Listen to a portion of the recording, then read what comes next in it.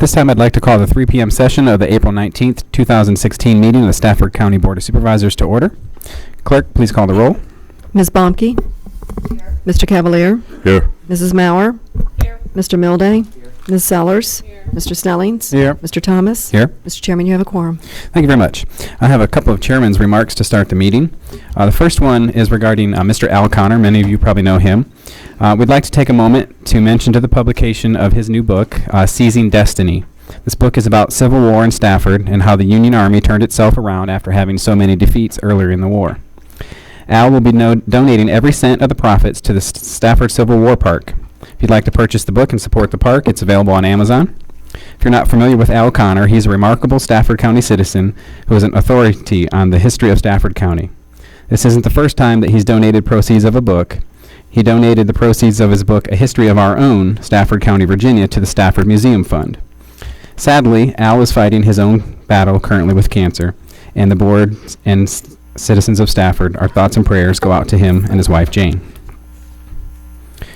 Second one is for Corey Randall. Our thoughts and prayers go out to the Randall family on the loss of their 22-year-old son, Corey, last week. Corey was a Stafford High School graduate and a senior at VCU. He was also a former volunteer for Stafford Fire and Rescue, and the board appreciates his service. Lastly, I would like to extend our condolences on behalf of the board to John Palmer, who is a Stafford County employee. Recently, John lost both his parents over a span of 40 days.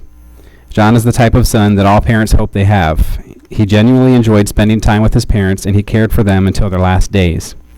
John's character, the way that he conducts himself, and the fact that he's much loved by all of his coworkers speaks volumes about his parents and the way they raised him. The board will be thinking about and praying for John and his family.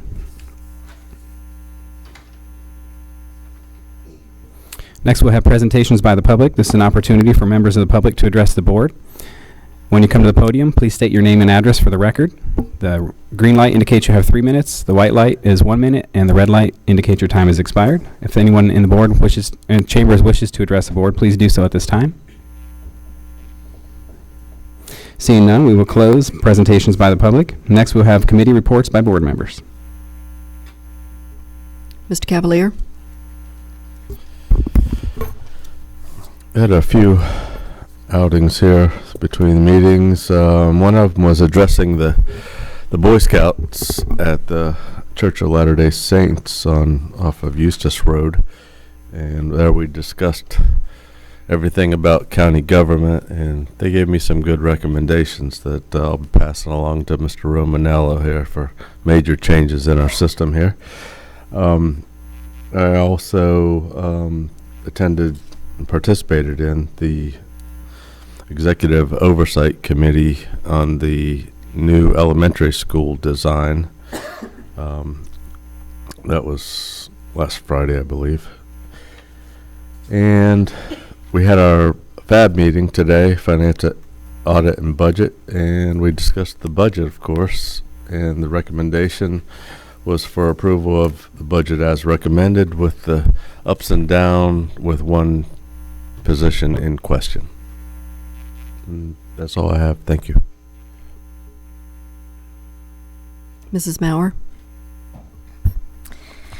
Well, I attended the opening ceremonies for the baseball, and it's going to be lovely to see them out. They celebrated their opening over at Chichester Park, which is just an amazing facility. So very excited to see what the season brings for them. They did have a band out there, and I was honored to make those opening remarks for them. In addition to that, reviewed the audit report, and I have some deep and troubling concerns.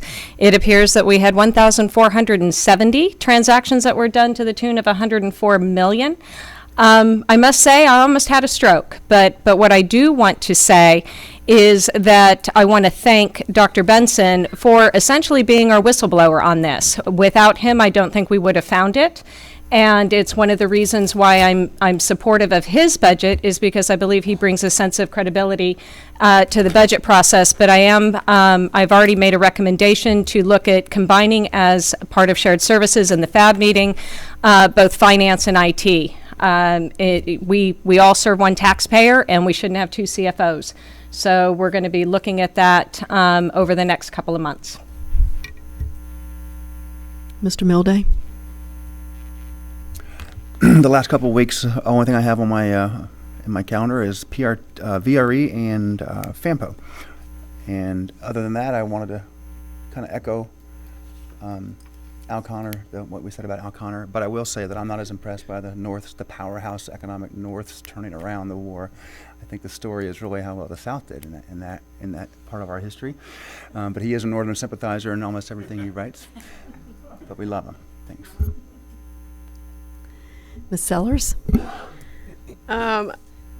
Attended a couple of different things. Autumn Ridge, we held a community meeting last week. As the board knows, we have received a request from Charlie Payne to review Winding Creek before a year. I did hold a community meeting with Autumn Ridge, and I thank the sheriff for sending over some deputies.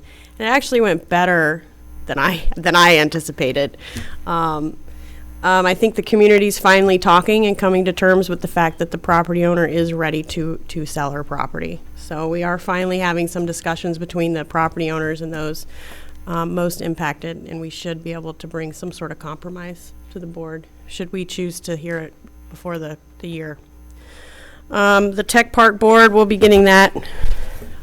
We'll have a presentation by that next week, our next meeting.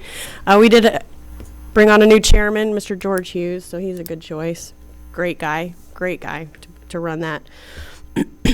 Public safety, you're going to see in the board packet about the body cameras grant application. We did recommend that unanimously to move forward, and we did a presentation. We heard a presentation on that.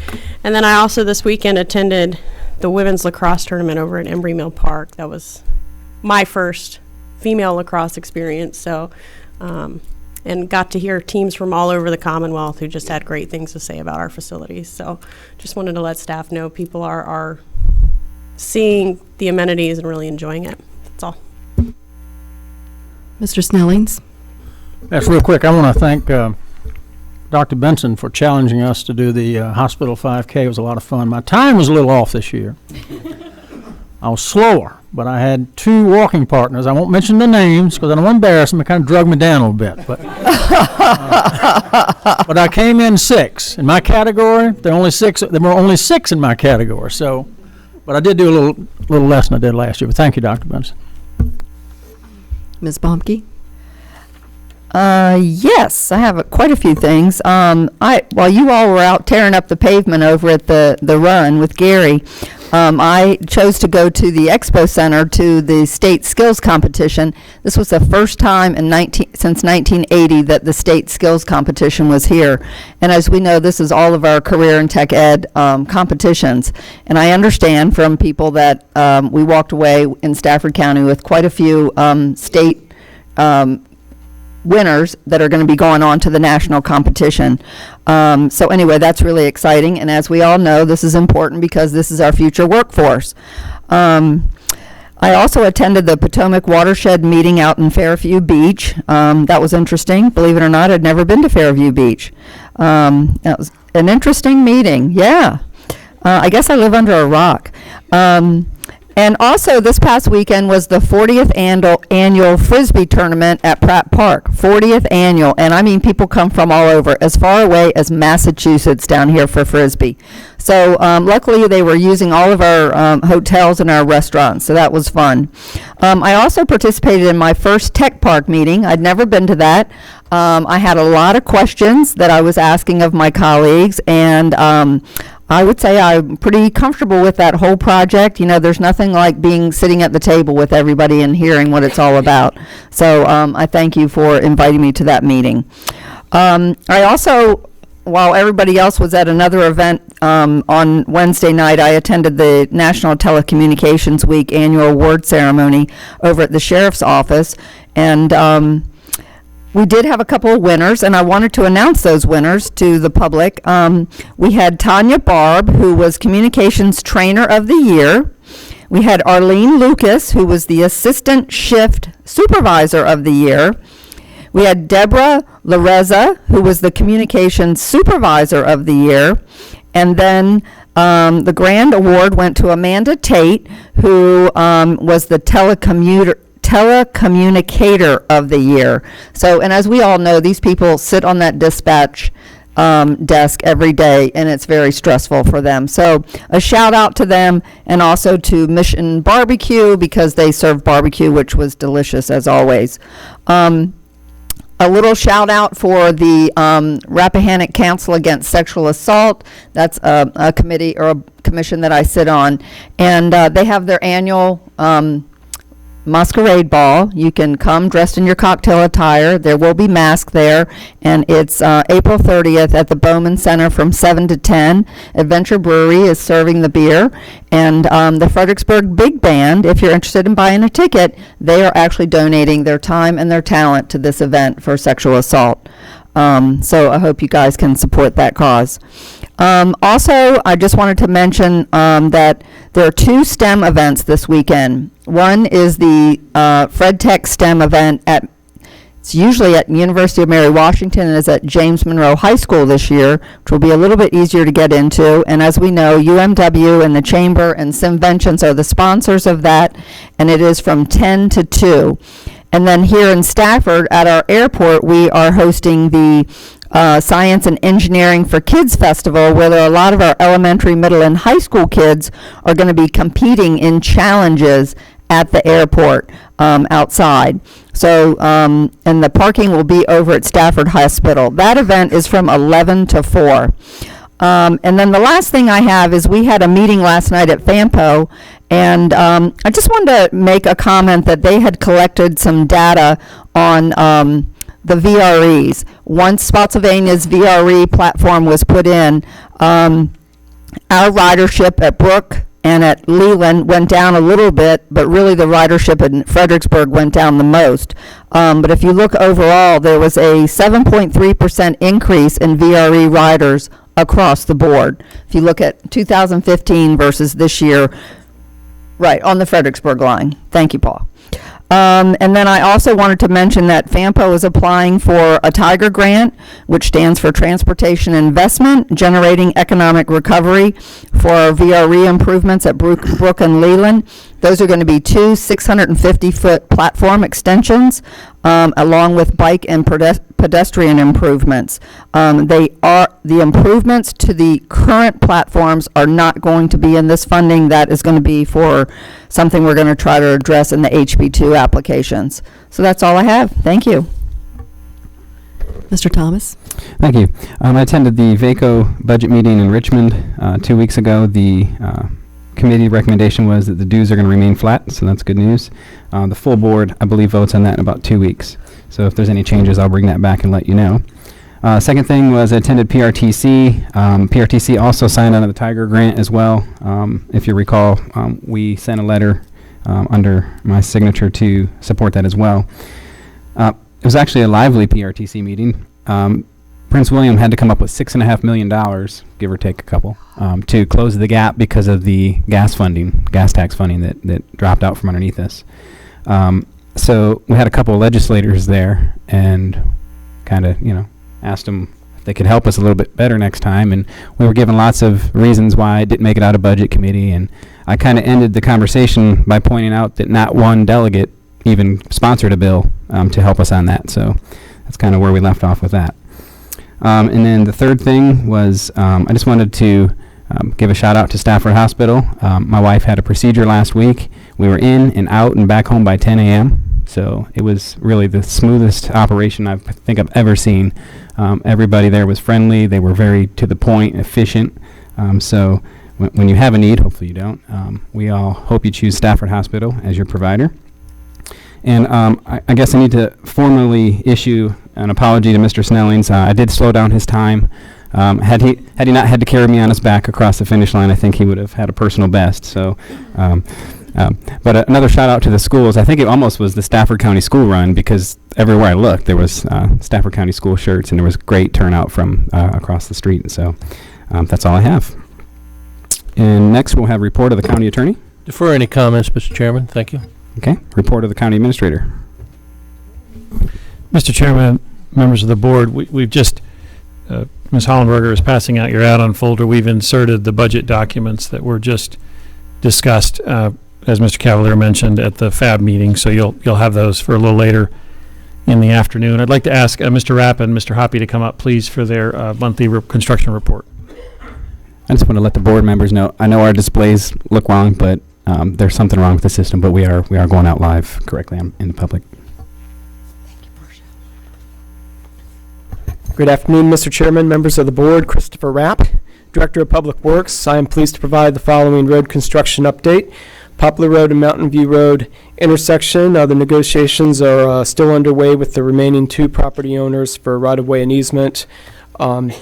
We have had some additional meetings with the property owners to address their questions and concerns.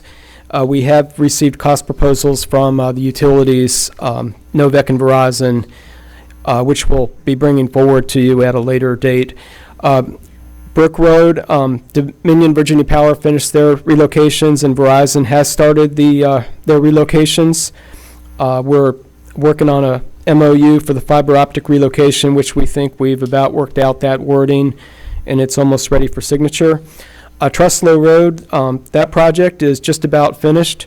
The final road paving was performed, and the final striping is going to be this week. There's going to be a VDOT walkthrough this week as well.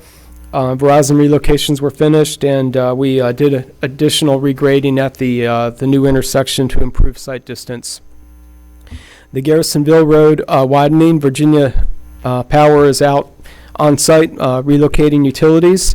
We have been actively negotiating with property owners. We've managed to reach settlements with 28 of the 39 parcels or property owners.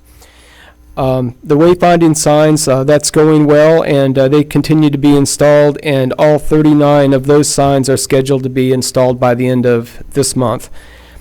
Route 1 in Garrisonville, that intersection, you should be seeing some activity on that.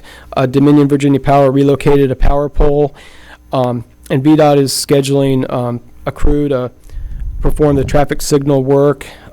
Ms. Sellers. I do have a question about that. At the intersection here, I'm hearing from some property owners that they have not been notified of that. One of my son's teachers at the school. The Route 1... the Route 1 courthouse? Is that what you... Route 1 Garrisonville. Sorry. But I had that on my brain. I don't know why. Sorry. I can update you on that as well. But on Route 1 Garrisonville Road, so VDOT is going to schedule a traffic crew to perform that signal work replacement. We have advertised the bid for the right turn lane improvement, which will follow the traffic signal improvement. And we anticipate a notice to proceed for the right turn lane improvement on about June 1st. We would be bringing the construction contract to the board for approval in May. The bid closes for the right turn lane improvements April 28th, and then we'll bring that to the board. We're going to start construction on June 21st? On a notice to proceed tentatively on June 1st, pending getting the bids back and bringing it to the board for award of the construction contract. How long do you expect this to take? It would be done by September, if not earlier. It's just going to be a night. I mean, summertime traffic is horrendous as it is. I mean, not advocating we push it back, but just take into consideration that definitely on Friday afternoons, can we think about not having crews out there? We'll speak with VDOT about it, and as we get closer to the date, have some more conversation about that. Thanks. Mr. Chairman? Go ahead. Also, in that same general area, but across Route 1, in front of the Aquia Episcopal Church there, I don't know why they're out there doing those improvements on the other side of the road, that they can look at that side of the road that's particularly puddles. There's always standing water there. It's in the road. It's off the road. It's a very unsightly area, and it needs to be addressed. And hopefully, maybe it's just a simple drainage issue that VDOT could take care of while they're doing this project. But I would ask that be made a formal request of VDOT. Is that at the entrance to the church around that area? Yeah, right there at the entrance to the church, just adjacent to Washington Drive, coming out of Aquia Harbor right there as you make the right turn. I'm familiar with that. We'll certainly have the conversation with VDOT. Yeah, it's extremely low ground there that seems to puddle all the time, both on the road and off. Yes, sir. Ms.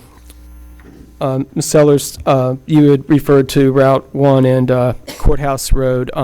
We set up a tentative public hearing with the citizens for early June.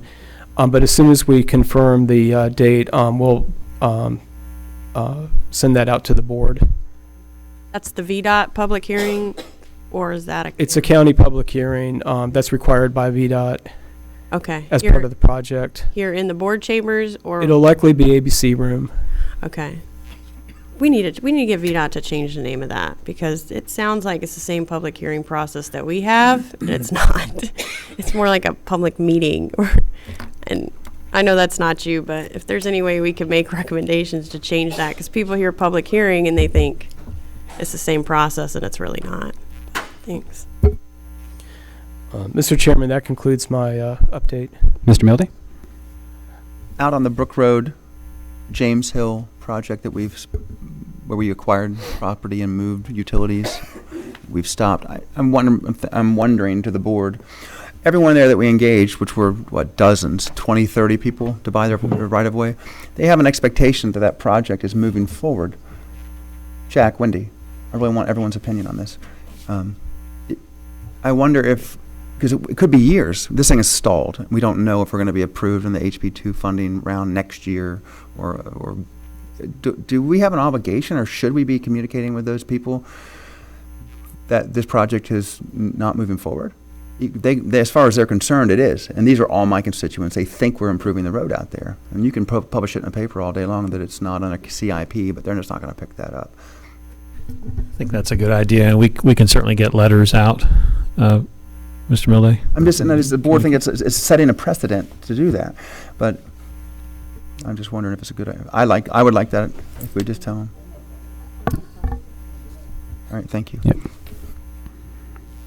Any other questions? Yes, Mr. Chairman. Mr. Snellings? Chris, Route 17, do you have a estimated completion date there? I don't. I apologize. It's a VDOT project, and they have not Understand. provided me. Could you possibly get a completion date? Yes, sir. And one other thing, I know this is VDOT as well, but if you would pass it on to them, there's a bridge crossing 95 on Truslow Road. When you drive across that bridge, it's like going across railroad tracks. There's so many holes in it. I don't know what they can do, but how they repave those bridges, but if they can do something, that would be really appreciative. Yes, sir. I'll speak with them. Thank you. And I would piggyback off of what Mr. Snelling said. I'm starting to get a lot of calls about Route 17. You know, early in a project when we're doing utilities, it's easy to say, hey, I know you don't see the progress, but there's a lot going on. But, I mean, there's people telling me that there's days that go by without a cone moving or a construction vehicle moving. And, we're getting ready to hit that summer period. So there's a lot of people scratching their heads, wondering why this isn't done. So I'll be interested to see what they say, too. Yes, sir. Okay, thank you. Mr. Hoppy. Good afternoon, members of the board and chairman. Chris Hoppy, Capital Improvement Program Manager. I'm going to update you on park project status. The Jeff Ross Swim and Sports Center, we've received an occupancy permit that allows the operator staff to occupy the south side of the building, to hold tours, and to sell memberships out of that building. Wellness pool is operational. We're targeting a soft opening on May 2. The filter equipment for the main pool and the wellness pool have been installed. The concrete deck has been poured. The opening and the masonry at the front of the building's been all blocked in. General contractor is now performing final detail work in the pool space to include the tile accent band, the acoustic sound attenuating panels, and the final painting. The final preparation of the warm-up pool and the main pool is scheduled to start tomorrow, and that's in preparation for the white coat. The white coating will occur next week, and the filling of the pools immediately thereafter, and that's both those pools. The equipment startup and balancing will occur the first week of May, and the instruction, final cleaning, and turnover of the pool area will be in mid-May. On the outdoors, the final landscaping is being worked on right now. Mr. Chairman. Mr. Cavalier. What about, when is your projected opening date for the 2 main pools? That hasn't been exactly determined yet. It's expected to be in May, but we're still having conversations with the operator on the grand opening event. Well, I don't care about the grand opening event. I care, when is the pool going to be operational for users? Mid-May is when we're targeting to have that pool done and operational and turned over to the operator. Okay. Now, we had our little committee going over there today, and we did another walkthrough of the non-pool side. And the general manager there brought up some issues with us. One of them particularly was the locker rooms. And there's 300 lockers per males and females. Yeah, we know, we saw it. Mr. Milday, I'm going to ask for the same consideration. I was speaking to you. Well, I'm asking questions right now. Those lockers are really jammed in there tight. There's no place to sit down, no bench space. Old men like me like to have a seat when we put on our entire shoes. I can't do it standing up. It just is not possible. I believe we have overkill in terms of number of lockers. I can't envision, whereas we would need 300 locker spaces in those small confines. Is it possible that we could remove a couple of the rows of the lockers that are on the internal part of the locker room, leaving the one in the middle kind of as a separation, therefore allowing plenty of bench space and just space for human beings in there? Because she did say that, I mean, I noticed it the first time I did a walkthrough there, and she said that's the number one complaint she gets when she gives tours. So how difficult would it be to remove a couple banks of those lockers? Well, we'll have to revisit the situation and find out what our locker count requirement was compared to what we've got out there, and we'll have to get back to you on a response to that and see what the. I'm just saying, possibilities are. I know we have calculations for everything, and sometimes we just have to use common sense, and we don't have enough space.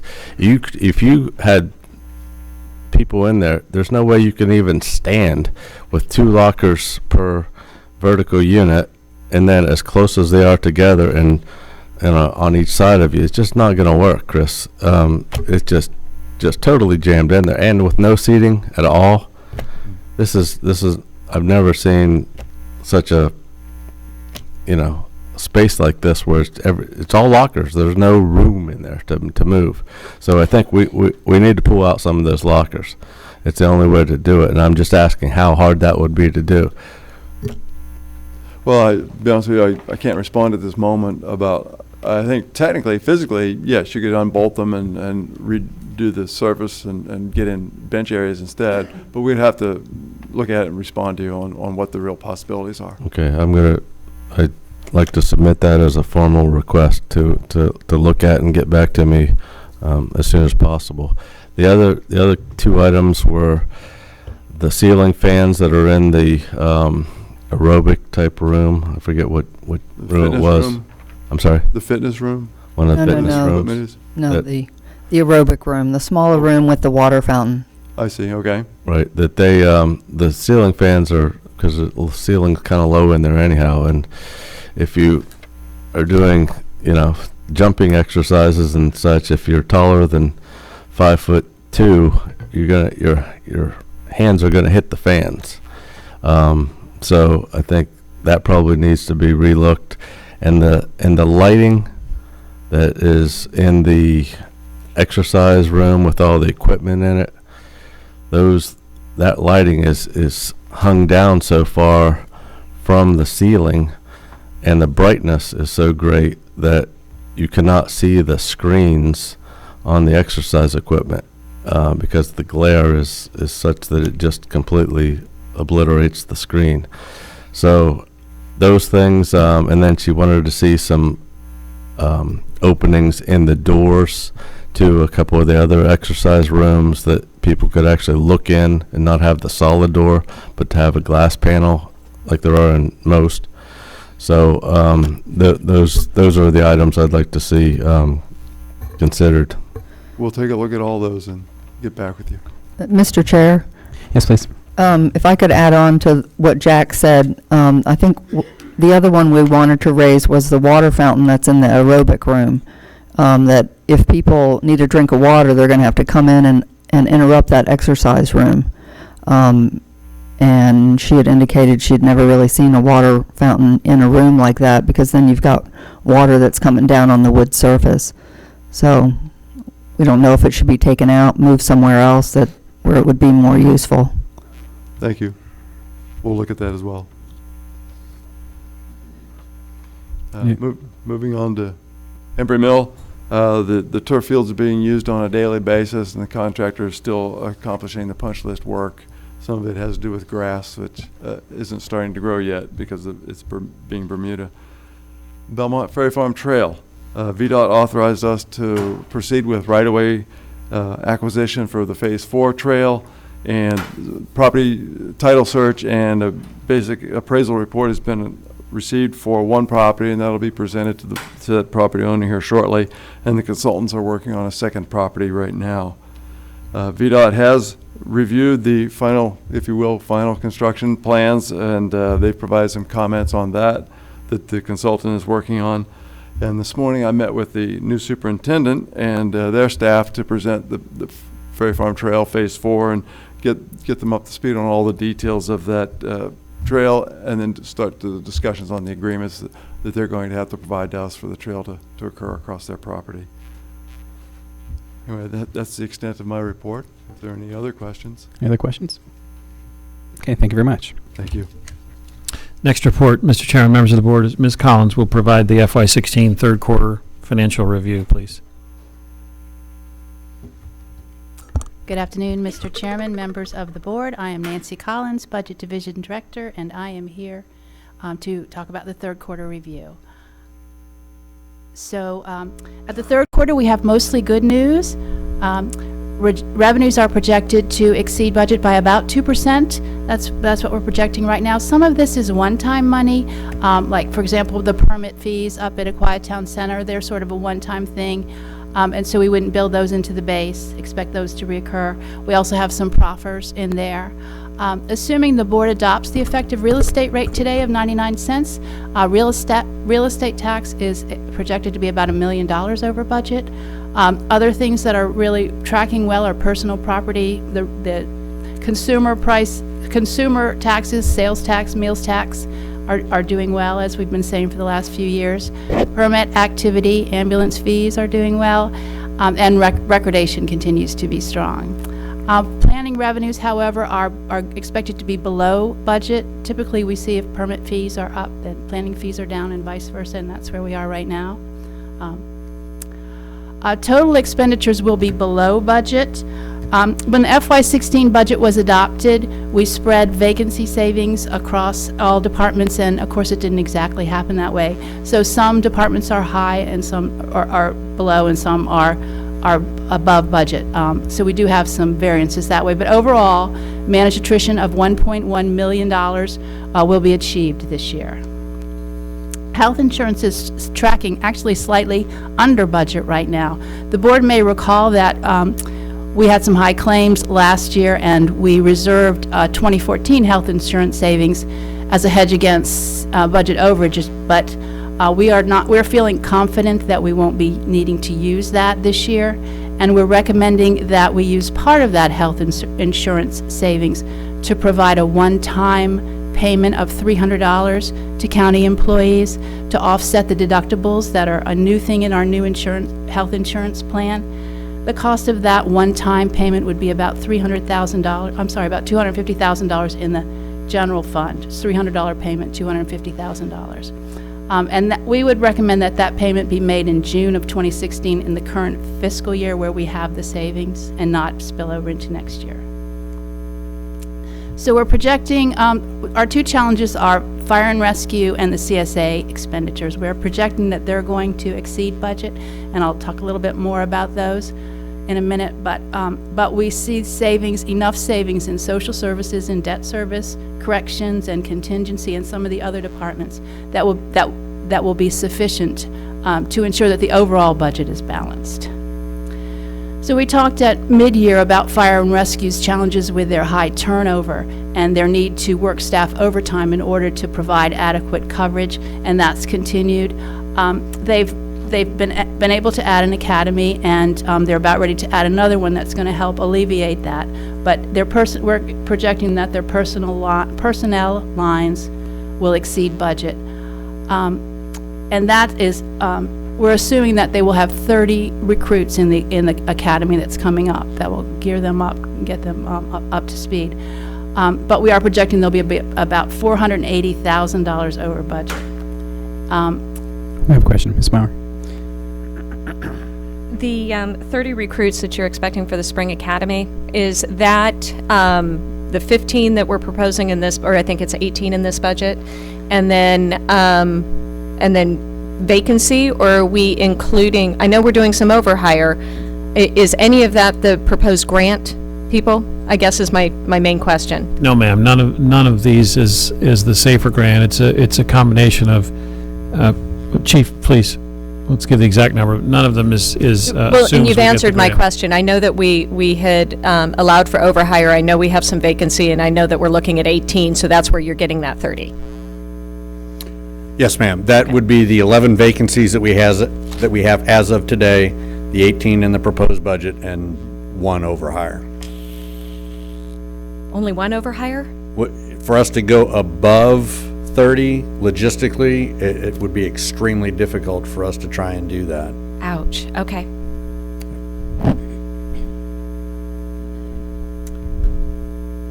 And we just talked about there's 18 new positions in the budget, and we're going to be asking the board with the adoption of the budget to authorize the new public safety positions immediately so that we can get up to speed on them.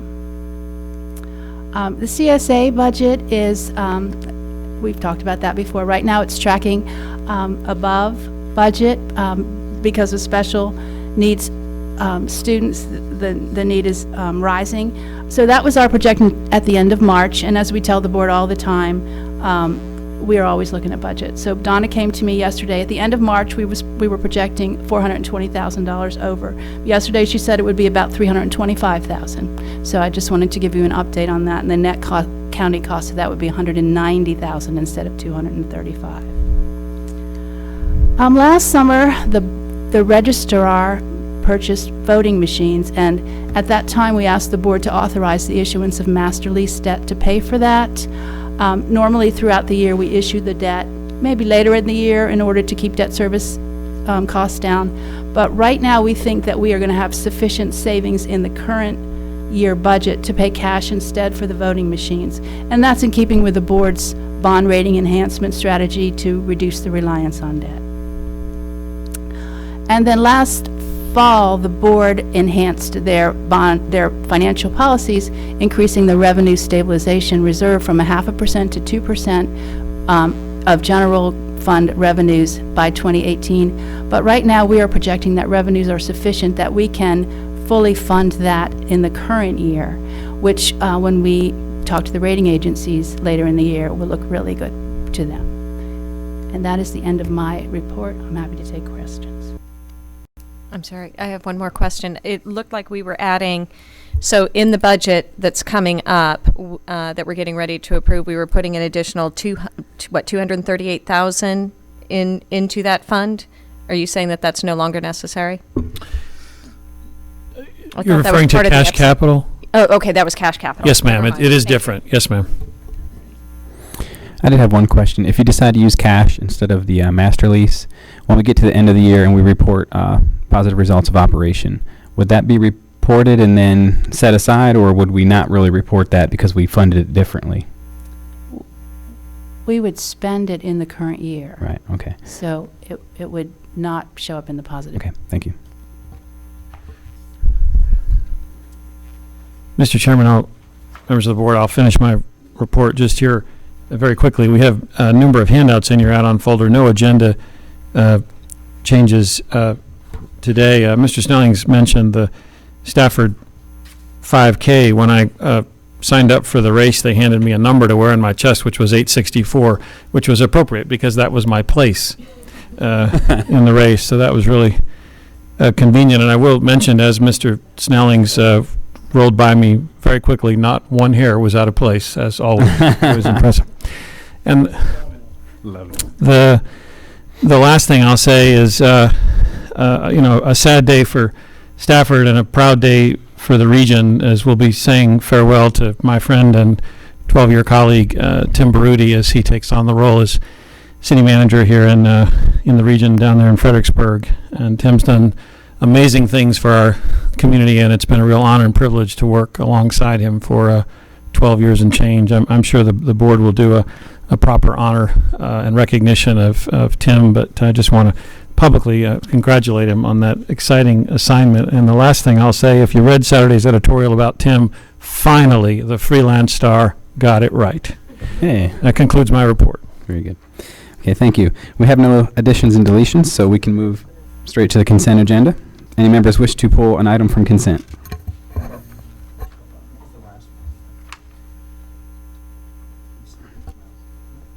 Milestone. Okay, number 15. Any other ones? Okay. Do I have a motion for the consent agenda? So move. Move and second by Ms. Sellers. Any discussion? Please cast your votes. Tally the votes. Motion passes 7-0.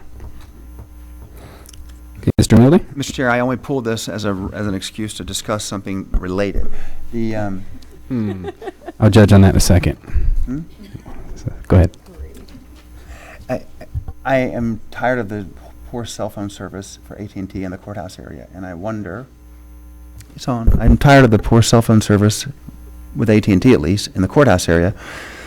It's one of our busiest areas. A lot of business is conducted here, and I wonder, when we talked about this over the years with Milestone, about some of the creative ways you can put cell receptors on buildings, they blend in. There's no question there's a place for them here.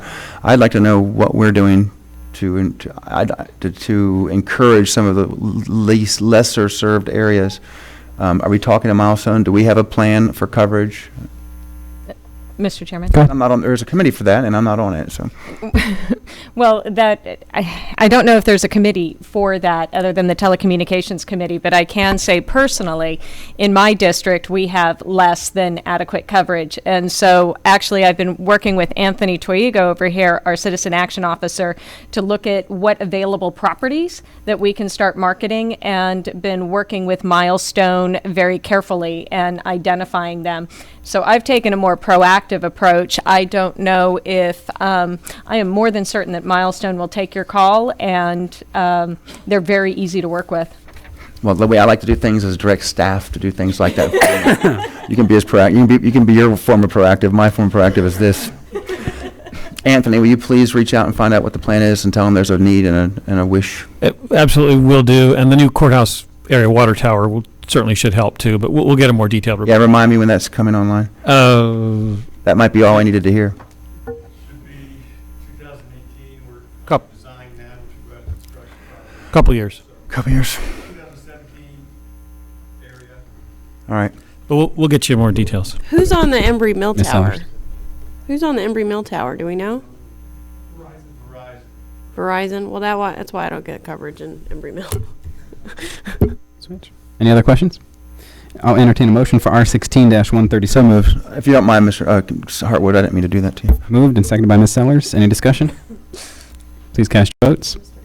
Tally the votes. That's Rock Hill. Motion passes 7-0. Okay, next we have item number 16, Finance and Budget, authorized proposed calendar year 2016 tax rates, the proposed fiscal year 2017 county budgets, and proposed fiscal year 2017 through 2026 capital improvement program, and appropriate the fiscal year 2017 budgets.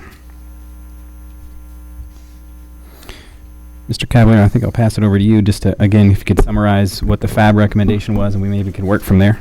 Yes, of course. The at today's finance audit and budget meeting, we, after some deliberation, we made a recommendation that passed by the three members on the FAB to accept and approve the county administrator's budget as proposed, plus the ups and downs from the finance department that we had in front of us there that was up to date, and with the one exception of consideration of a new position in the treasurer's office that was still going to be left TBD, that this board was going to have to decide up or down on that. It won't really have an impact on the overall tax rate, but it will affect one position in the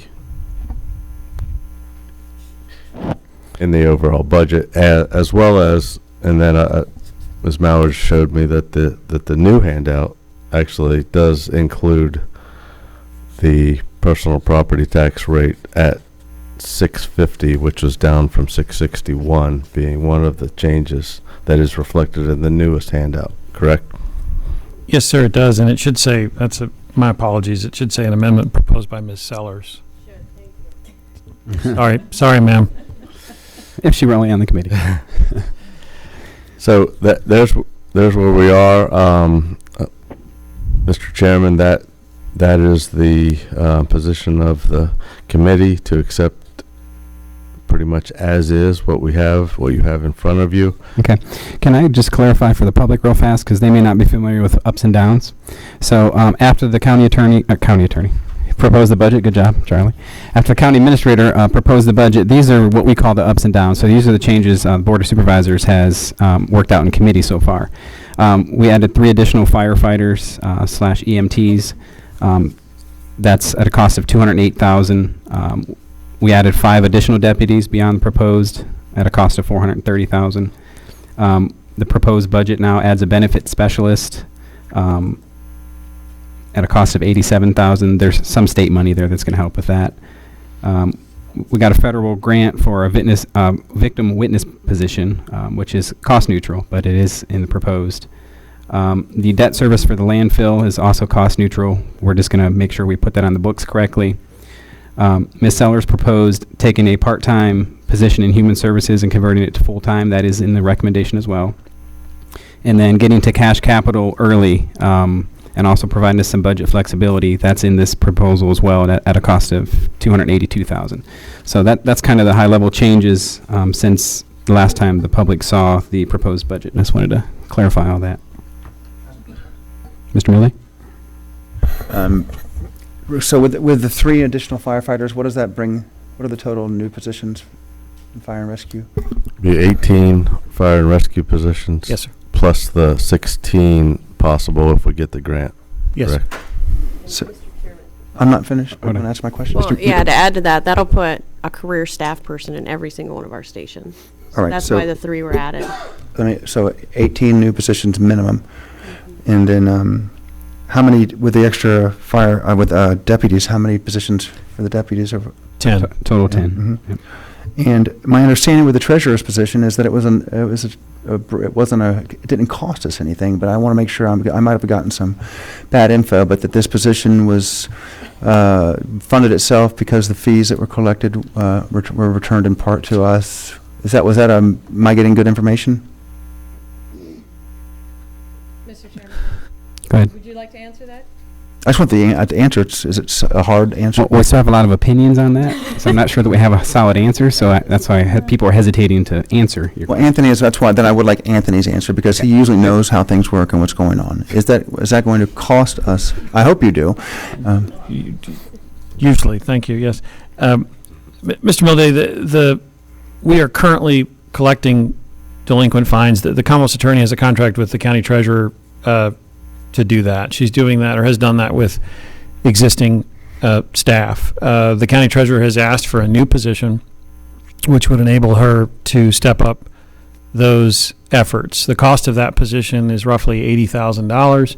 the state will reimburse half of the cost. And so if we take out the position, that's why it's a net reduction of about $40,000. Ms. Rudy commented in the FAB meeting that she would, with the additional position, she would be able to step up those efforts and potentially collect more. The net budget number after the position is 110 for revenue, $110,000. There were also comments made by the Commonwealth's attorney about the potential that he may decide to continue with the treasurer or to provide the service or contract to have the service provided privately with a collections agency. So we're performing the service now with existing staff. Ms. Rudy has indicated that she could step up the efforts with the additional staff. And, so it's not a use it or lose it situation, or if it is, we are. Well, that's part of the reason we're talking about this. If the Commonwealth's attorney, and it's his discretion, if he decides to use a private provider, we get zero. So the revenue we are getting now, we have to comes out of our budget. I guess what I'm thinking is if we're getting a deal on a position, at least 50% paid for, possibly more, and if we don't do it this time, we don't have the opportunity next time. The question is, do we really not think we're going to need an additional person in that office in the near future? It's kind of like a safer, grant or something. I know you guys have put a lot of thought into this. I just, it seemed, didn't make sense to me. Mr. Chairman, Go ahead, please. Essentially what came out of the FAB meeting was the Commonwealth's attorney says he still needs to do an analysis on whether or not he's going to continue to utilize the treasurer's office. And once he makes that analysis and makes that decision, my recommendation would be, because it doesn't have a huge budget impact, is if once he does do that analysis, to have them ask us to add the position. But at this juncture, the analysis has not been completed according to the Commonwealth's attorney. But if he does it, Bob, did you just tell me if he does it, we don't get reimbursed? If he uses somebody else, we lose all the Yeah. revenue. That is correct. And we know he's going to need more money for the body camera situation. So, okay, and then and this is. Want to answer? Yeah, I would like to add to that. There was a very active conversation at the finance budget on this item all by itself. And I would just like to say that, and Ms. Maurer and I were talking about, the question is the squeeze worth the juice? But I think we have, in my opinion, we do have an opportunity for upside potential for Ms. Rudy to do more work, and they've become a lot more efficient at doing this in the last couple of years, and I personally don't want to see it go away. I think Eric is a proponent of he wants to continue his relationship with Laura doing it because she feels they've done a good job. But, the question is, I'll let Wendy discuss that, but I'm in favor of that position. Mm-hmm. So far, from what I've heard, I am too. And then this budget. If you're going to go off to another thing, let me ask a question real quick. The contracts administrator or officer position, we talked about keeping that in the budget, and you will not hire that person until we've agreed what. Basically, we're going to do an analysis. So can we do something similar with this position where we go ahead and put the funding in the budget, but the Commonwealth's attorney will do his analysis, and once we know that he's not going to go outside, he's going to hire the treasurer, we keep it there, and if he decides to go elsewhere, then we pull it out. Can we do the same kind of flexibility there? Absolutely. I think that could be incorporated when the board considers the budget resolution. Okay. You could just add that to your motion. Okay. Some of my concerns may be I think more that's impactful. The next one is, this is all premised on basically a 1% tax increase, right, on people's homes and property. We're looking at a equalized versus effective. Has there been a? It's a 99-cent tax rate, which is the effective rate. The average tax bill goes up about $17. Mm-hmm. No, and I love those numbers. Those are always fun to play with. The did FAB or someone else do a proposed budget similar to this that would have gone to the equalized rate? What were the ideas behind just going right down to the equalized rate? At the board retreat, I'm sorry I wasn't there. we agreed as a board to have staff prepare based on the effective rate. So I don't think a whole lot of time was put into an equalized rate budget. Well, That'd be fair. yeah, but maybe not onto the budget, but I did ask the question about 2 weeks ago about what the equalized rate was, and Mr. Romanello and the finance staff, over a couple of day period, produced what the equalized rate was, and it's, 0.98 cents. Right. One more percent. And that in terms of money, that's what, 1.3, I'm just guessing. $1.5 million.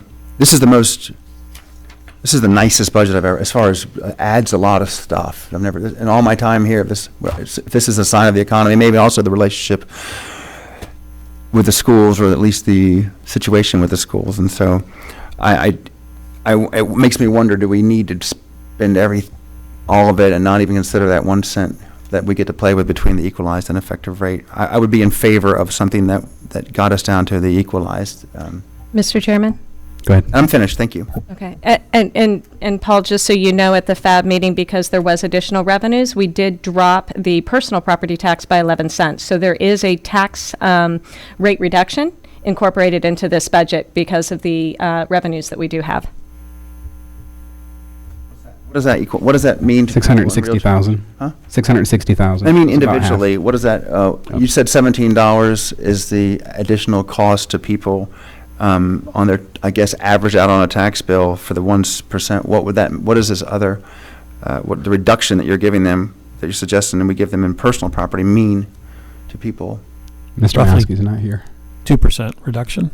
What's that mean? I don't, Well, we'd have to know what the average personal property tax bill is. yeah, I'd like to but know we what it don't. means to people. You were quick on the $17. I'm just wondering if we have worked it out. Oh, there he is. Do you happen to know the average personal property tax You bring your calculator? bill? I mean, it's so hard because some people have multiple vehicles. Right. Is it? It's different because Well, I know. you might have 7 cars, whereas you have 1 house, so the average bill is going to be a weird number. Or maybe the average vehicle. I'm just curious what it means. If we're going to tout one, I think it'd be fair to kind of talk about the other. I do. I have a bunch of personal property stuff. Nothing more to add? No. If you want to, please. I was just going to piggyback on your point briefly. You're right. It's very different. You know, homes generally fall within a certain range, and you generally only have one primary residence. You have multiple vehicles, and the value of the vehicles go anything from $500 to we have Aston Martins, which are $100,000. Okay, let's just say this. Let's say your car costs $30,000. What's the tax on that, and what's 2% of that? And I can almost do it myself, but I'll let you do it. You really do have your calculator. Yeah, that's the bad thing about smartphones. Now I always have a calculator with me. I do not. Any of you don't remember that? It's really a hilarious moment. Is that Joe Brito asked you to do math? Do you remember that?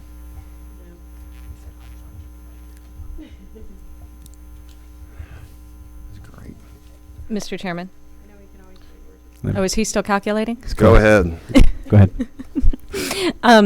Paul, part of the reasoning for focusing on the personal property tax this go around was back when we had a budget crunch and we needed to close the gap. And again, I wasn't here, so please, anybody chime in if I'm incorrect on this. I voted against that too. Right. So you know. We raised the personal property tax, or Stafford County raised the personal property tax to close that that budget gap, and it was with the understanding that once revenues started coming back, that we would bring that back down to the original level. And so that's why the Finance and Budget Committee chose to focus on that. That's fair, but it doesn't really support the argument. And so we're fulfilling a promise and raising taxes. Now that even makes it sound. Well, it's apples to oranges here too, Mr. Mode. Far more people own vehicles than own houses and property in this county. So, you know, you're touching a lot more people with personal property than you are with real estate. I know it's apples to oranges, but I think it's worth what'd you come up with there, Scott? About $13. Pretty close. On a vehicle, on a $30,000 vehicle, which I'm guessing yes. is higher than the average. Is that twice a year, though? Would that be the one time? I believe it's twice a year. That'd be Yeah, I mean, that's a $26. one-time, yeah. So that'd That's be an annual. $26. Annual. Yeah. No, which one? No, 13 annually or 13 26? annually, 13 annually. On a $30,000 vehicle, and I have no idea what average cost of a vehicle is. So, but it's safe to say if your average cost of a car is $15,000, then it would be half that. About $15,000 in Stafford. I don't know. I have a pickup truck that you assess for like $1,000. So Yeah, that sounds about like what I'm driving. Okay, so we're doing a 7 to $12 or $13 discount on people's vehicles, give or take, and looking to do I just want $17 raised on the average on real estate. Thank you. That is the end of my Okay, question. Mrs. Bonke? Yes, I just have a couple other thoughts. As many of you know that participated in the FAB meeting today, I did mention that I have had a number of emails since I've been on the board from people that are interested in a reduction in the RV tax. And I brought that up today, hoping that we could maybe do a half of a reduction in the RV tax. So I still want that to be on the table. It didn't get approval out of the finance and budget meeting, but I feel that is my responsibility to my citizens to bring that back up. And I just want to remind everybody, and I'm in favor of the public safety positions that we need. We've needed those in the county, and I think that's very important. But I also want to bring up the fact that, we have increased our landfill expenses. Everybody pays for the landfill now that goes out there and uses that. We do have, is this the second or the third year of water and sewer expenses? So a lot of our other costs are continuing to go up, and I'm in favor, if our equalized rate is down at 98 cents, I feel like we should be reducing our taxes on our citizens a little bit more. And I feel like the RV tax, I understand they use the roads, but a lot of these people park these vehicles up in Prince William County, as I've been educated on, and that maybe this should have been considered when you all talked about the boat tax and the airport tax, airplane tax, and I wasn't here at that point in time.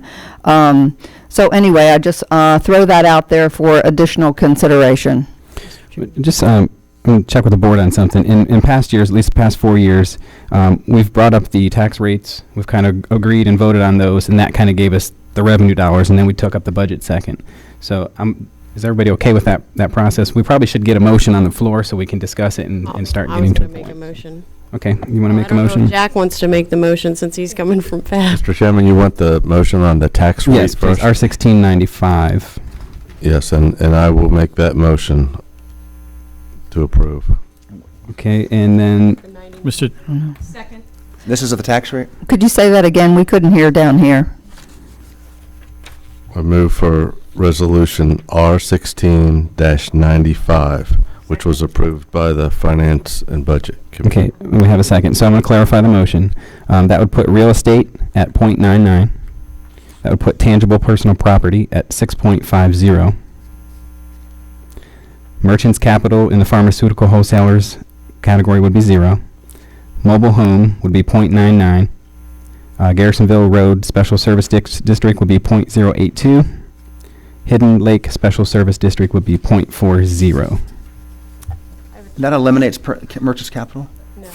Oh, I thought you said 0. What did you There's a category that we're setting as 0. We don't currently bring in revenue, so.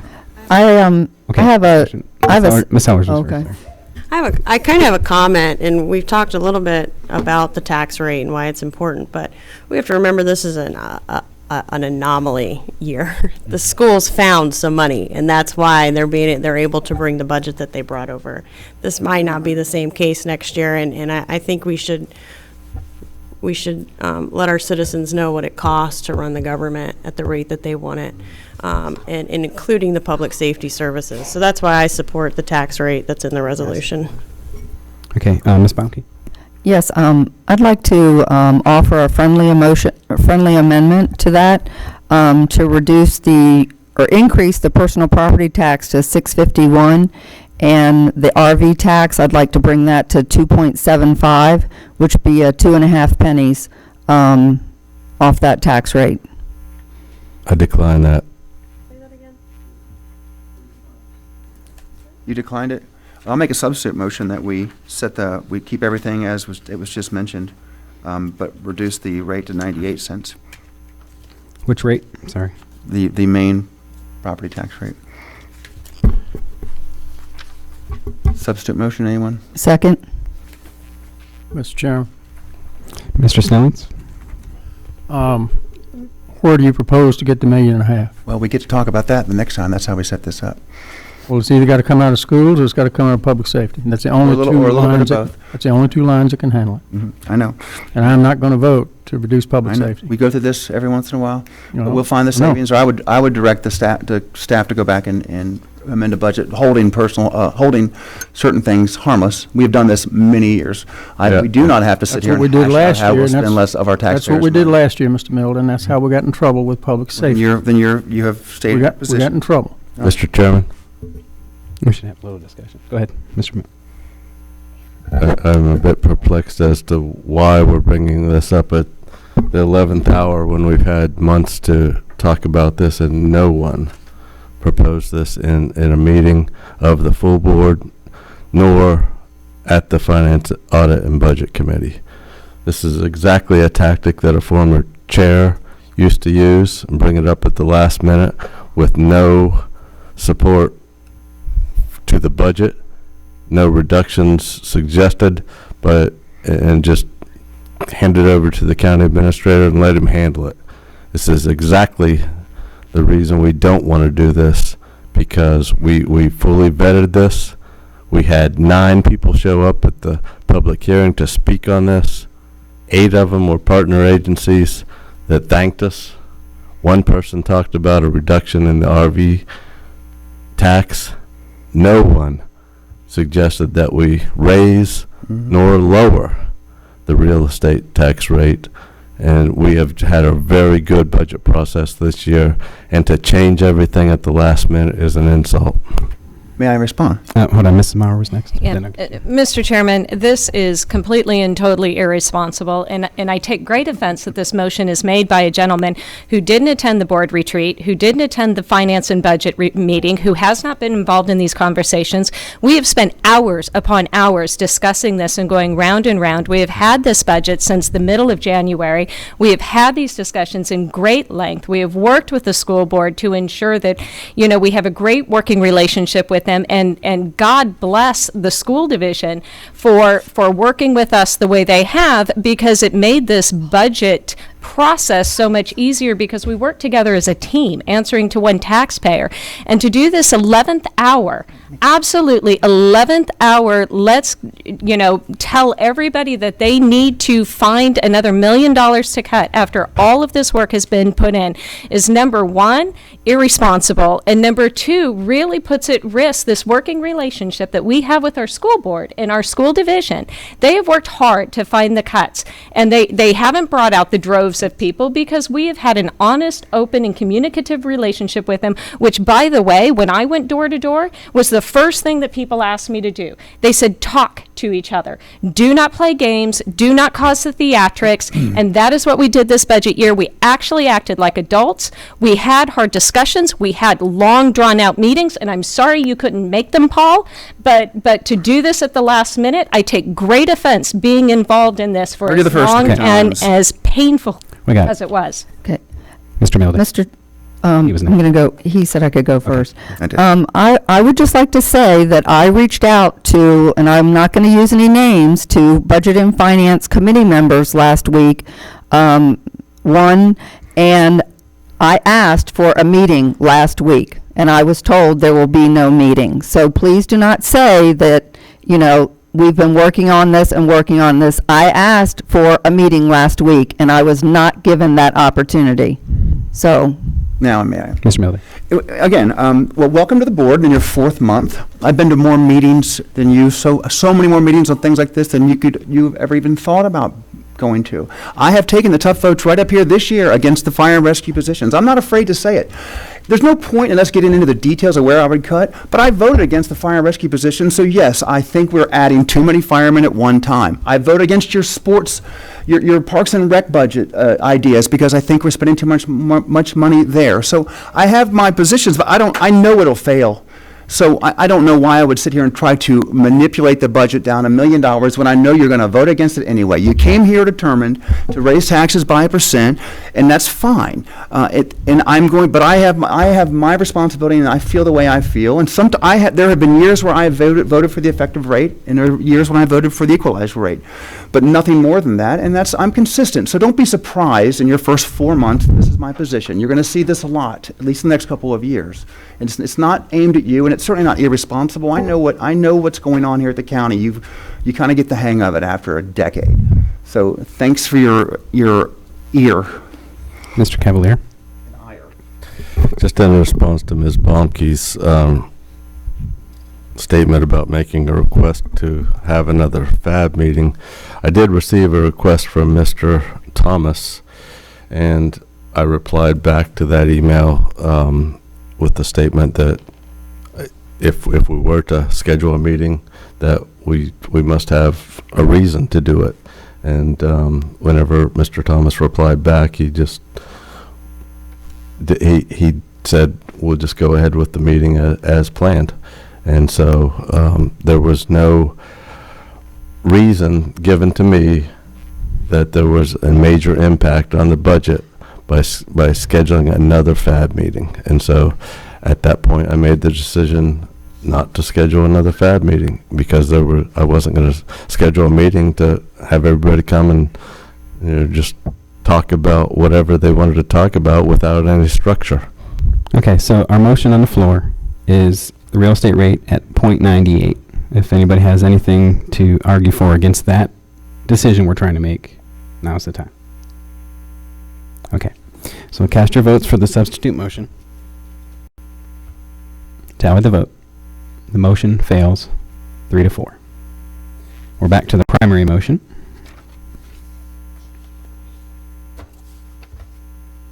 Which is the one that Mr. Cavalier stated and I went through the list and put forward. Do we have any discussion on this motion? Okay, hearing none, please cast your votes. Tally the votes. That motion passes 5-2. Okay, so now we have the tax rate set. Now let's move on to the budget, which is going to be R16-94. We should consider a motion and then have a discussion. Mr. Chairman, I'll make that motion for R16-94 with the one caveat that was discussed earlier about the Commonwealth Attorney doing the analysis on the treasurer's position, so that pending the results of that, whether or not we create the position or not, but it won't have any major budget impact otherwise. Okay. Mr. Chairman, I make a friendly amendment to that motion. I think it has to be seconded first. Oh, sorry. Before it's proper. And second by Ms. Sellers. Okay, go ahead, sorry. We also indicated that the contracts administrator position would also have further review. And I would like to add that to the list.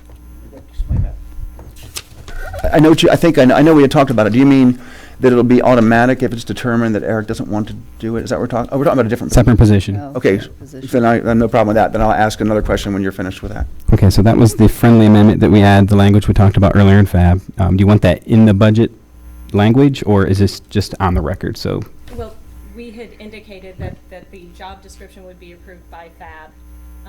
right, I made a motion in FAB to add that to the language, and then I pulled that back and said that I thought the consensus was enough. So I think, are you just putting it on the record that they won't hire until we agree on the job description, or do you want it written in here somewhere? I mean, if we're going to do one, I think we should do both. I think we should be consistent. Okay, so what we've done in years past when we've had this come up is we'll get to a consensus, and then we'll go to dinner break, and they'll probably have to adjust the language, and then we'll come back tonight and take a final vote. Is everybody okay with that? That's how we've done it last couple of years. That'd be fine, yes, sir. Okay, that way we know exactly what we're voting on. Okay, so the friendly amendment, was that accepted? Okay, so that is now the motion on the floor for discussion. And Mr., this is on R16-103? R16-94. Oh, 94, the budgets, okay. So that doesn't address the treasurer's position. We just leave that out. Well, we need to discuss whether it's in or out, because right now that part of the motion was that that's undecided, so we should. Right, and what Bob had indicated was that there's an analysis that the Commonwealth's attorney needs to do, and so pending the results of that analysis, that position would go forward. What results would trigger it moving forward? That he was doing an analysis and that he would continue to use the treasurer's office. So when he makes his decision, whether he uses treasurer's office or an outside party, then the budget implication would happen then. But there is no budget implication in his budget if he doesn't use her? Well, there's a revenue problem on our side. Go ahead, Anthony. That's right. There's no impact on the Commonwealth's attorney's budget. There is an impact on the overall general fund. Mr. Chairman, if I may clarify, we'll certainly insert language that would indicate that we will not move forward with recruiting for the contract administrator position until we have approval of from the board. I think one question that you'd want to sort through today is that do you want the authorized strength number, which is included on page 4 of the resolution, do you want that to include the treasurer's position or to exclude it? If you exclude it or include it, you could put language that says we won't fill it pending the analysis, or you could not include it and say that the board will take up the matter after the Commonwealth's attorney finishes his analysis. So they're both in. It's included. Okay. Pending the analysis. Is that what you said? Okay. So we'll treat them, both positions, we'll treat them the same. Mr. Chairman, I have a question. Ms. Sellers. So, and I wish Laura was here, so if she's listening, you should come downstairs. But if we put it in there and he chooses another contractor, would she still need the position anyways? Or is this, she doesn't need the position if he doesn't go with her? I have to ask Ms. Rudy, but this was, my understanding is this was intended to step up the collections activities for this particular effort. They're calling her right now, Marcia and Pam said. Okay. That would just be my question is this a way for her to fund a position that she needs anyways? Or is it going to take up all the time? Because if she needs the position anyways, then that's a consideration as well. Especially because it's at a discount, right?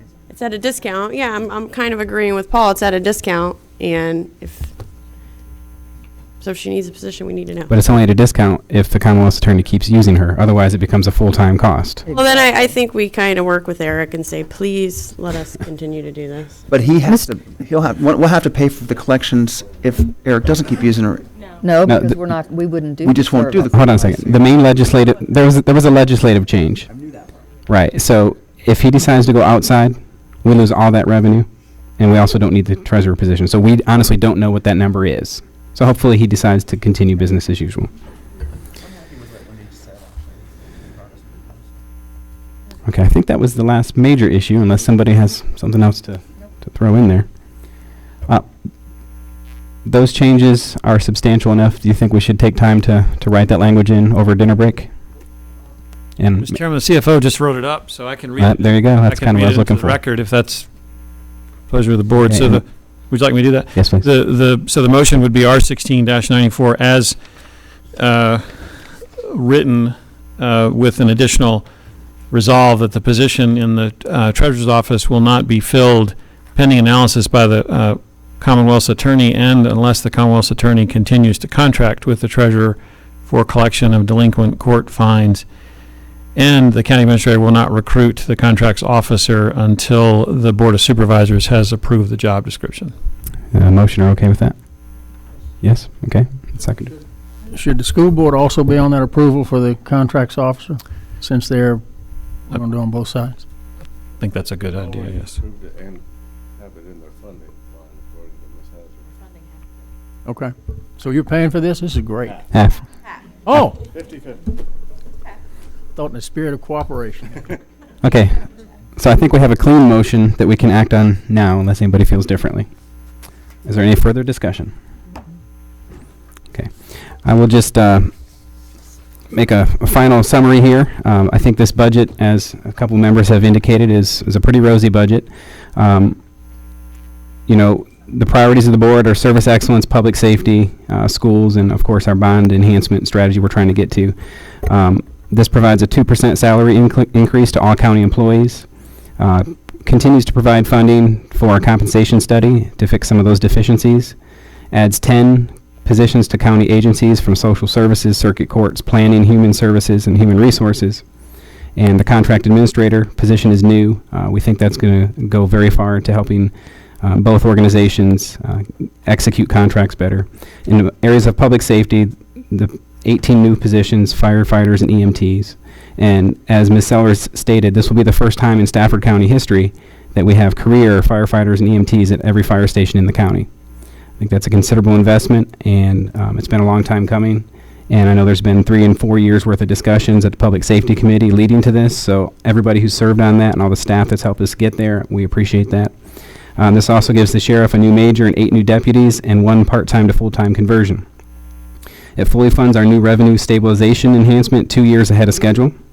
And when we go to New York, the bond agencies hopefully will notice that. And it fully supports the superintendent's requested budget.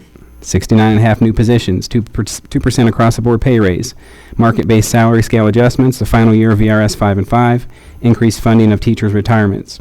In addition, after Mr.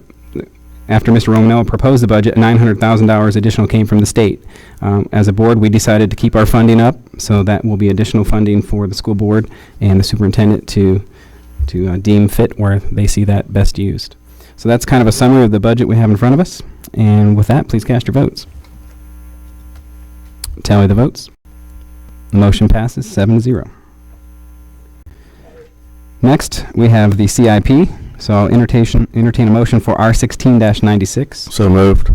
Moved by Mr. Milliday, seconded by Mr. Cavalier. Any discussion on CIP? Mr. Chair. We have 1 adjustment. No, Mr. Chairman, I pulled that based on Mr. Cavalier's comments in FAB, and I've looked at it, and I need to go back to community one more time before we make that adjustment. Okay, so this is the CIP that has been pretty much the same for the last couple of months. Correct. Okay, any discussion? Okay, please cast your votes. Tally the votes. Motion passes 7-0. Next is the appropriation. It's R16-103. Entertain a motion. So moved. Second. Moved by Ms. Maurer, second by Ms. Sellers. Any discussion on the appropriation? Okay, please cast your votes. Tally the votes. That motion passes 7-0. Okay, next we have item number 17, Finance and Budget. Authorized fiscal year 2017 through 2019 Virginia Public School Authority debt. Mr. Chairman, Nancy Collins, Budget Division Director. This item would authorize the debt for the, that would cover the building of Annie Moncure Elementary School, the infrastructure, and the other items in the immediate CIP, and staff recommends approval and also appropriates the funds. Okay, any questions? Okay. We have 2 resolutions on this, correct? Okay. Entertain a motion for R16-92. So moved. Second. Okay, moved and seconded by Ms. Sellers. Any discussion? Cast your votes. Tally the votes. That motion passes 7-0. Next is R16-97. So moved. Moved by Mrs. Maurer. Second by Mrs. Sellers. Any discussion? Please cast your votes. Tally the votes. Motion passes 7-0. Next, we have item 18, utilities, amend and reordain fees for providing water and sewer service. Good afternoon, Mr. Chairman, members of the board. My name is Michael Smith, and I'm the Director of Utilities, and I have a very brief presentation on the water and sewer user fees to remind you of what we've been doing the past few months.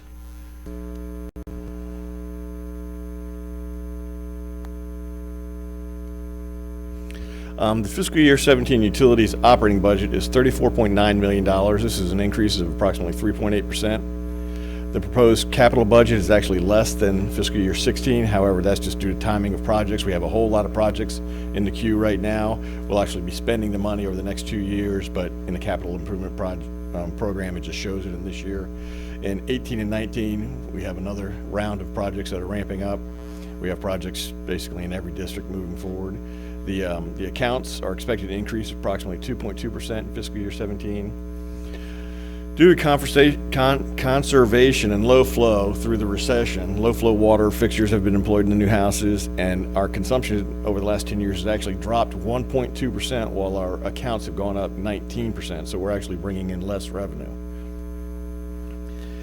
We have a proposed rate adjustment in order to pay for state and federal mandates. We have stricter requirements with our water usage. We have nutrient removal for both of our wastewater treatment plants. We have done upgrades to both of those wastewater treatment plants, and we are currently paying the debt service on those, so these user fees are needed to continue to pay those. We have aging infrastructure. We also have expanding infrastructure for additional growth in our targeted commercial areas. We have an increased customer base with this decreased consumption, as I mentioned. We need to meet the financial policies that were adopted by the board, And from 1995 to 2005, we actually had 0 increase in our user fees.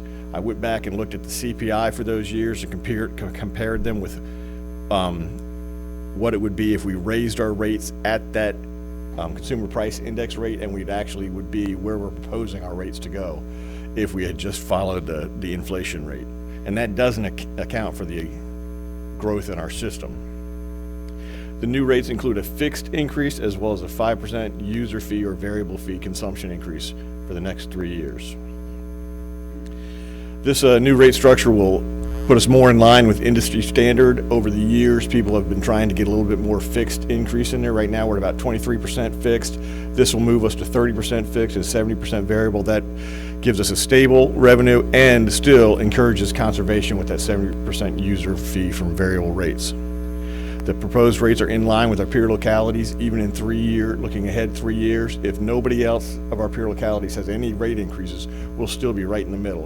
And I suspect that most of our other localities will have rate increases, which would put us towards the bottom. The proposed, the revenue will cover our CIP investments for targeted commercial growth areas, as I mentioned.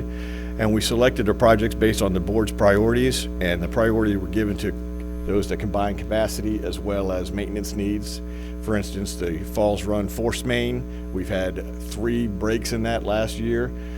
That's one of our CIP projects. Not only will it replace a line that is used at its end of its useful life, it will also expand it so that when new projects come in along the 17 corridor, it'll go through that pipe. And those costs will be paid for 50% by user fees, because it's an existing pipe, and 50% by pro rata and availability fees, which are expansion fees. So we're not using user fees to pay for the growth, we're using user fees to pay for the maintenance of our existing system. That's all I have. Do you have any questions? Mr. Milday. Just that terminology, to be clear, this is everything about anyone who pays utilities in any form or fashion, whether they be a hookup fee or, that's all a user fee, right? I mean, they're paying to use the system. Yes, we have. Is there any outside funding coming into this utilities?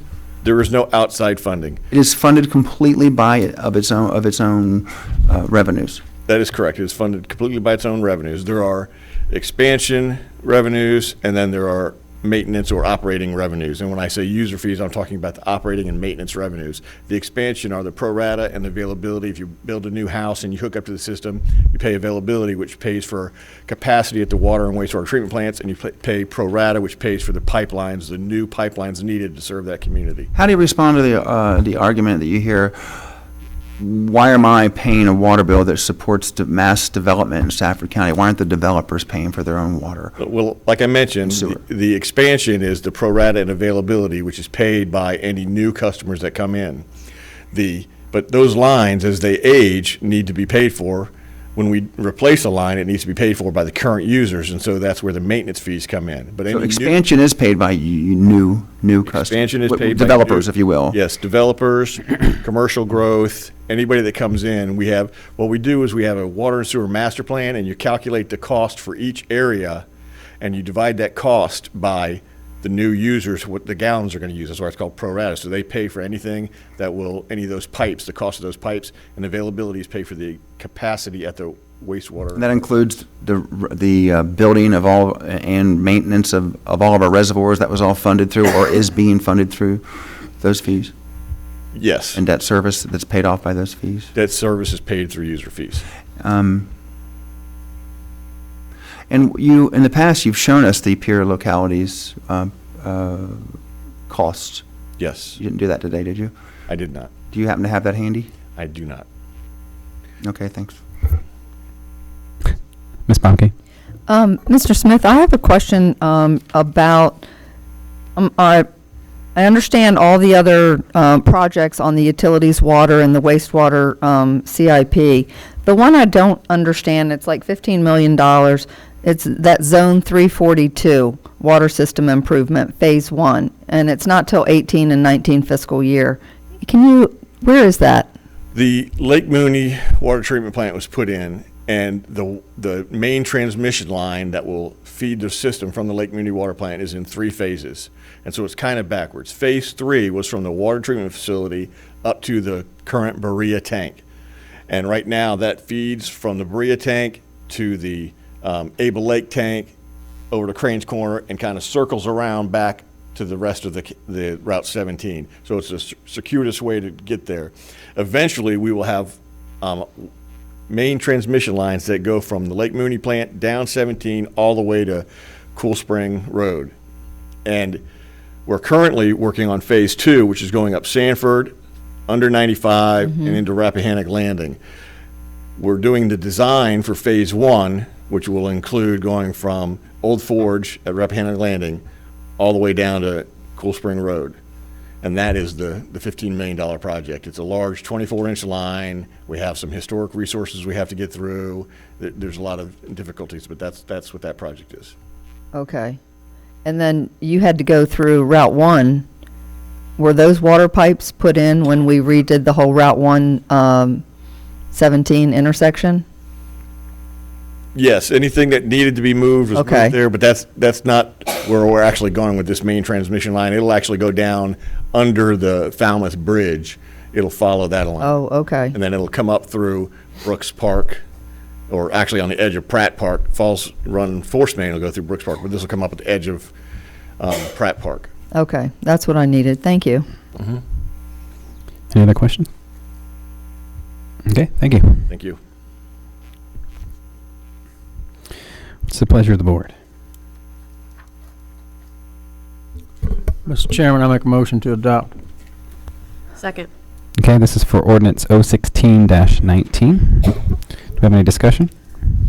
Yes, Mr. Chairman, real quickly, if I could. Please. I don't think anybody likes to see increases, but the reality is we've got some infrastructure problems and will have, and I've seen these cities that hold off year after year and localities that hold off year after year, and infrastructure just fails.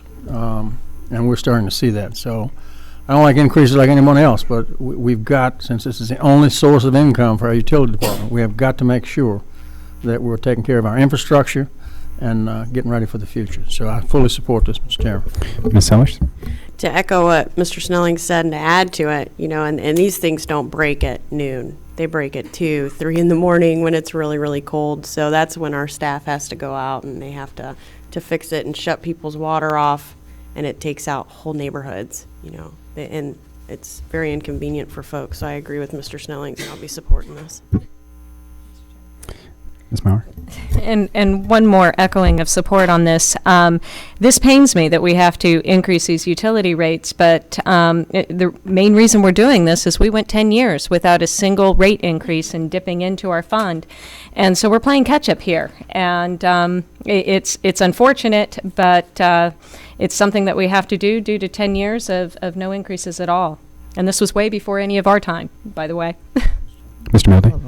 We've had, I know I voted, we've had some increases in the last 2 years. I've taken some serious heat over my votes in favor from Cord Sterling and from a lot of constituents. So we didn't do enough. And that is on the last board, including the one I've been on for 10 years. We didn't raise rates when we should have.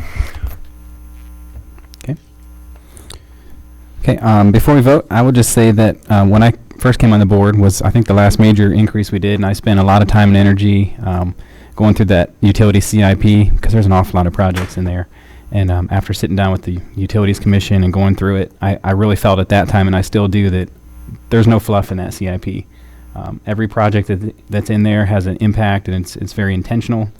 The thing I like about the ordinance in front of us now is we're setting up future boards to be able to keep up with this. There's some automatic increases in there, and that's actually more important for the end users. So they will be able to know, okay, now they caught it up where they should have last time. It's here, and here's kind of what it's going to do over the next couple of years. So I think some consistency and forecasting for our end users and developers is a good thing as well. So I, too, will be in favor of this.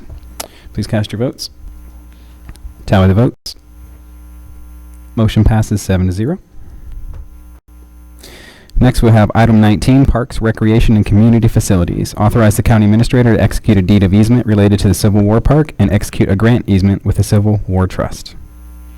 Good afternoon, Mr. Chairman, members of the board. My name is Kathy Volbrecht, Interim Director of Parks, Recreation, and Community Facilities. And you may recall this is a follow-up to a public hearing that we had on March 1st regarding the Civil War Park. And I'll just summarize briefly. The Stafford Civil War Park opened in 2013 on 41.2 acres at the Rappahannock Regional Landfill.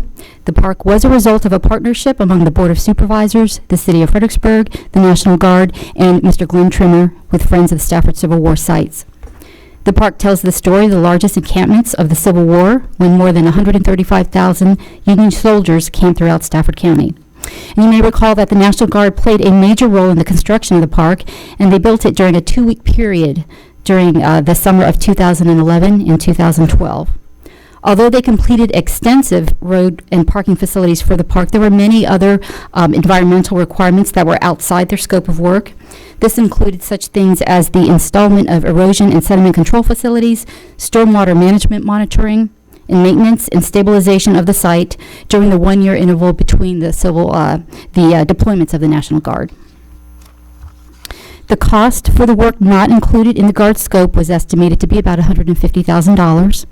The county did secure a commitment of that amount from the Commonwealth Transportation Board to reimburse the county for costs that it paid to complete the park, and the funds were provided to the Civil War Trust for eventual distribution to the county. However, before releasing the funds, the Civil War Trust requires that a third-party agency be deeded an easement to ensure that the park is protected in perpetuity. This protection satisfies the county's obligation to Friends of the Stafford Civil War sites. The Land Trust of Virginia has agreed to act as a third party.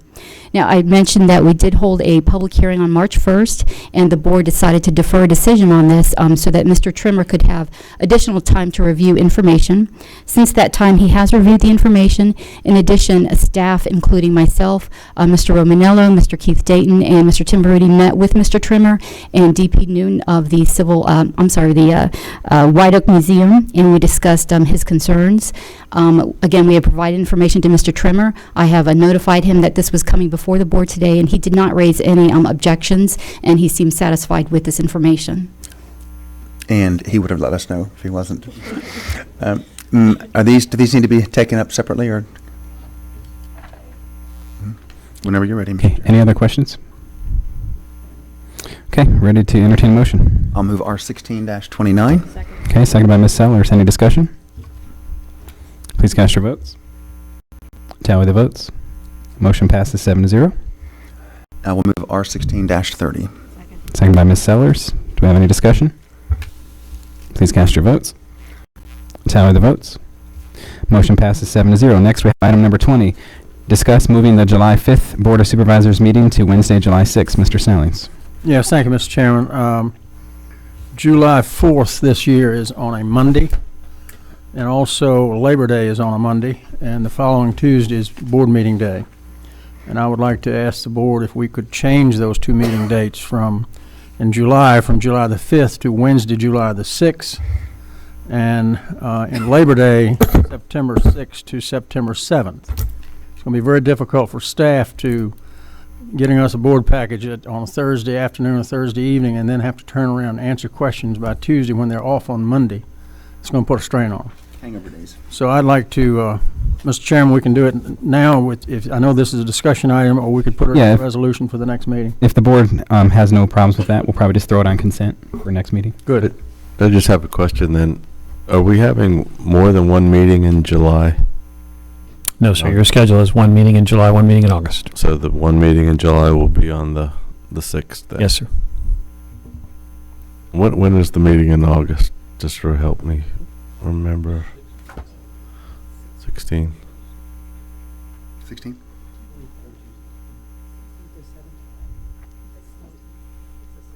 Okay.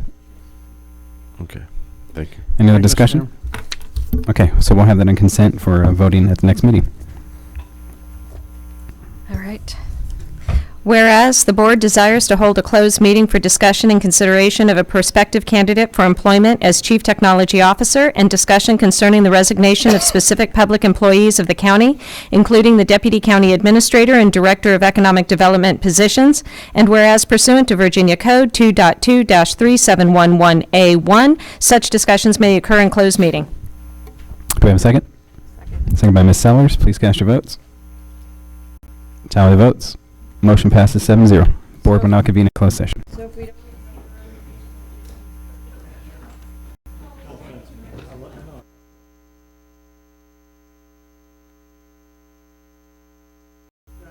Do we have a motion to certify the closed meeting? So moved. Moved by Ms. Mauer. Do we have a second?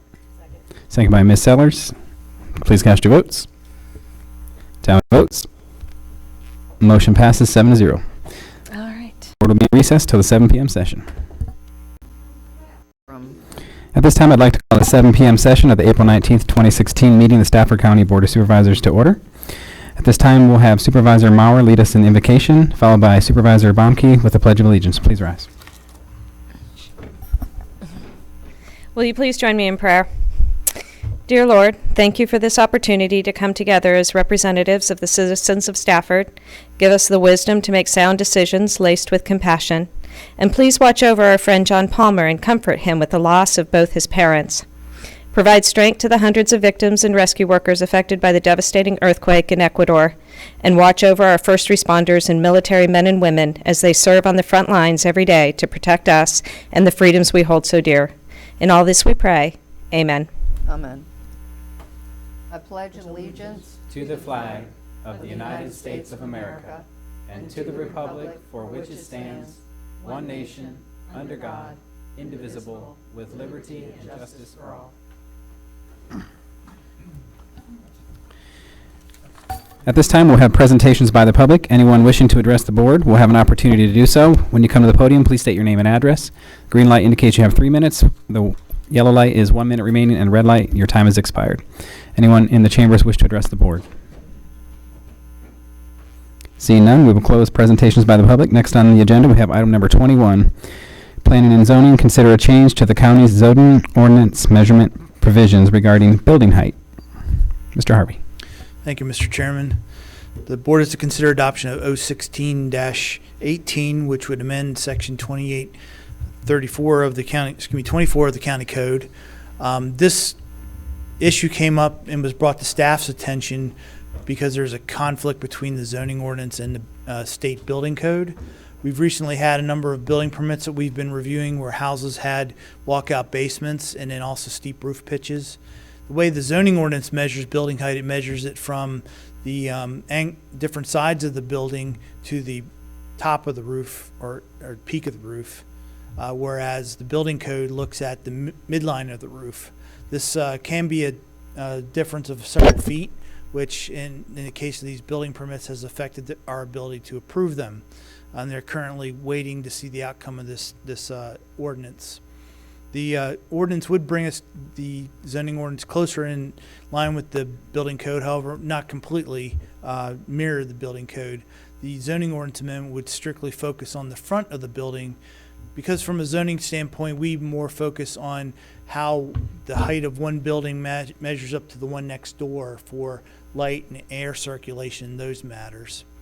The Planning Commission and staff have reviewed the amendment and recommend approval. I'll be happy to answer any specific questions you might have. Have any questions? Ms. Mauer? Mr. Chairman, I just wanted to let you know that this went through the Community and Economic Development Committee.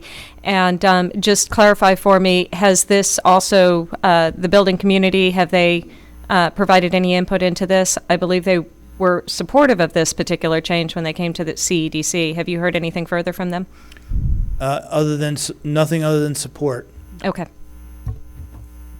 Any other questions? Okay, thank you. At this time, we'll open the public hearing. Anyone in the chambers wish to address this item? Seeing none, we'll close the public hearing and bring it back to the board. Mr. Chairman, I move for approval. Okay, we have a motion for 016-18, seconded by Mr. Milday. Any discussion? Please cast your votes. Tally the votes. Motion passes 7-0. Next, we have item 22 for the County Attorney's Office, amend Stafford County Code regarding disclosure of personal interests. Good evening, Mr. Chairman, members of the board. I'm Janice Galloway, Assistant County Attorney. The General Assembly has made several amendments to the State and Local Conflicts of Interest Act, also referred to as COIA. Because of these amendments, the county needs to amend our own county code to make sure that we're in compliance. This is also a great opportunity for the board to review the current list of employees, appointed persons, and also officials that are required to file. Review this list. It's up to the board's discretion to determine who they would like to have file these forms. You will also find in your add-on folder there is an amended version of the proposed ordinance that was in your board package. The reason for this amendment is that the county attorney's office has been tracking recent legislation in the General Assembly, and it has passed both houses, awaiting recommendation by the governor, and it will make changes to the COIA ordinance. So because of this, we are tweaking the language so that the board does not have to go back and make further amendments. County Attorney's Office recommends approval of this ordinance. Ms. Sellers? And I may know the answer to this, but in the list, we don't have the treasurer, the commissioner of revenue, the sheriff. Yes. Why is that? They're required by state code, so they would report directly to the COIA council. Any other questions? Okay, thank you. At this time, we'll open the public hearing. Anyone in the chambers wish to address this item? Okay, seeing none, we'll close the public hearing and bring it back to the board. Second. Okay, we have a motion for 016-20, seconded by Ms. Sellers. Do we have any discussion? Okay, seeing none, please cast your votes. Tally the votes. Motion passes 7-0. With no other business, the meeting is now adjourned.